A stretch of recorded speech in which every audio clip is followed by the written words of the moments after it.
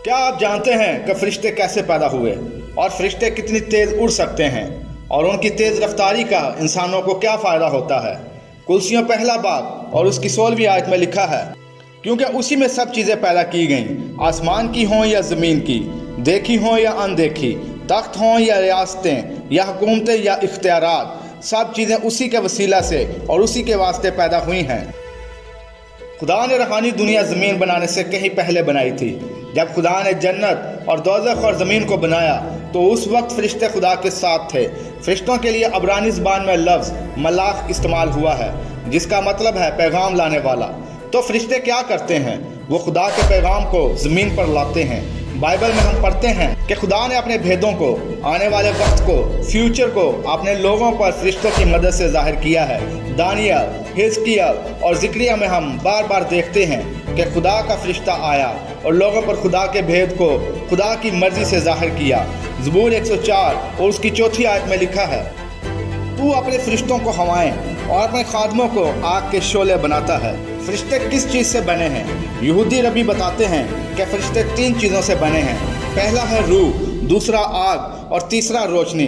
पैदाइश 2 बाब और उसकी 7वीं आयत में लिखा है, और खुदा ने ज़मीन की मिट्टी से इंसान को बनाया और उसके नथनों में ज़िंदगी का दम फूंका तो इंसान जीती जान हुआ।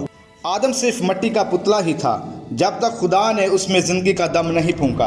अबरानी ज़बान में दम के लिए जो लफ्ज़ इस्तेमाल किया गया है वो है रूआ, जिसका उर्दू में मतलब है हवा, रूह। पहला थस्सलुनीकियों 5वें बाब की 23वीं आयत में लिखा है, खुदा जो इत्मीनान का चश्मा है और आप ही तुमको बिल्कुल पाक करे और तुम्हारी रूह और जान और बदन हमारे खुदावंद यीशु मसीह के आने तक पूरे पूरे और बेऐब महफूज रहें। इस आयत के मुताबिक इंसान एक रूह और जान और बदन है। मिसाल 20वां बाब और उसकी 27वीं आयत में लिखा है, आदमी का ज़मीर खुदावंद का चिराग है जो उसके तमाम अंदरूनी हाल को दरियाफ्त करता है। इंसान की रूह वो चीज़ है जिसमें खुदा का दम है, खुदा की सांस है। आप जिंदा नहीं होते अगर आपके अंदर खुदा का दम ना होता। दम खुदा की सांस है और ये अमर है, ये मर नहीं सकती क्योंकि ये खुदा में से निकली है। खुदा ने फरिश्तों को रूहें बनाया। शैतान पहले एक फरिश्ता था, वो खुदा की परस्तिश किया करता था, इसलिए वो मर नहीं सकता क्योंकि वो एक रूह है। इसके बारे में मैंने एक अलग वीडियो में बताया है। अगर आपने वो वीडियो देखी है तो इस वीडियो की आपको अच्छी तरह समझ आएगी। इन बातों को बताने का मकसद ये है कि इंसान की रूह कभी नहीं मर सकती क्योंकि वो खुदा से निकली है। फरिश्ते रोशनी से बने हुए हैं, इसीलिए जब जब वो लोगों को नजर आए हैं वो चमक रहे होते हैं। इतनी रोशनी उनमें से निकल रही होती है कि लोग उनको देख नहीं पाते।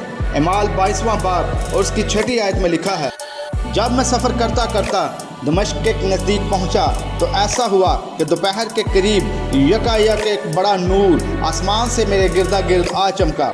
जब पौलुस यीशु मसीह को देखता है तो बाइबल बताती है कि यीशु मसीह से इतनी रोशनी निकल रही होती है कि साउल अंधा हो जाता है।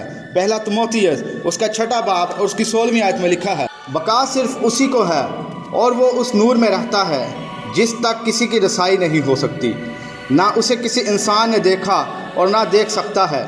उसकी इज़्ज़त और सल्तनत अब तक रहे, आमीन। तो यही वजह है कि कोई भी इंसान खुदा को उसके पूरे जलाल में देख नहीं सकता क्योंकि खुदा की रोशनी इंतहा से भी ज़्यादा है, आप इसकी तरफ देख नहीं सकते। फरिश्ते कितनी तेज़ी से उड़ सकते हैं जानने के लिए वीडियो का अगला हिस्सा लाजमी देखिए। बाइबल के भेदों को मुकम्मल जानने के लिए हमारे चैनल को सब्सक्राइब करें, वीडियो को लाइक और शेयर करें। मसीह खुदावंद में खुश रहें, आमीन।